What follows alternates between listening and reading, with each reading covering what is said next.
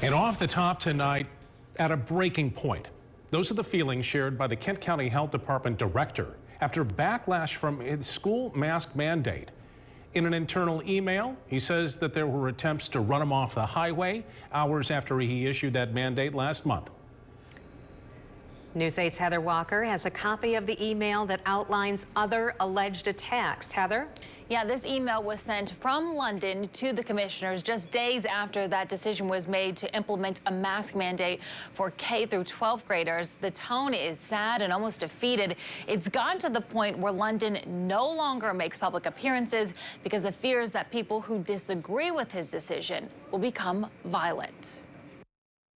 I would tell you right now that they are all in violation of their oath of office. We've heard the things yelled at meetings from parents and people upset with the mask mandates. Stupid, ridiculous mandate. Unfortunately, this email alleges threats have turned into action. London writes, I had a woman try to run me off the highway at 70+ miles per hour twice on Friday night, adding that earlier that week a person cursed at him and said, I hope someone abuses your kids and forces you to watch, likening masks to abuse. No. London writes, I want you to know that I will not needlessly expose myself or my family for that matter to the brute mob hatred that is cruelly evident in a vocal and energized minority. He goes on to say, these are people who hope to force their views on others through intimidation, aggression, and the rhetoric suggests violence as well.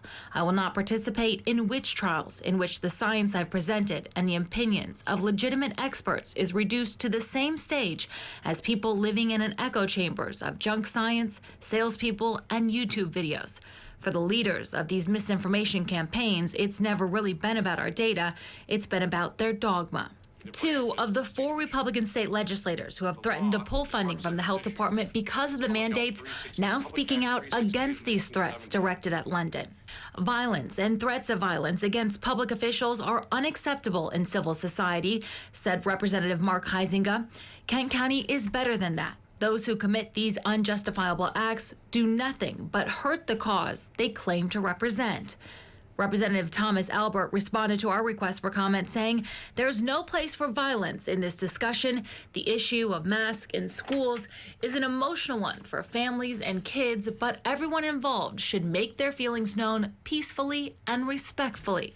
London sums up the actions against him by saying, there is a sickness in America far more insidious than COVID. And just about an hour ago, we received comment from the chair of the Kent County Board of Commissioners.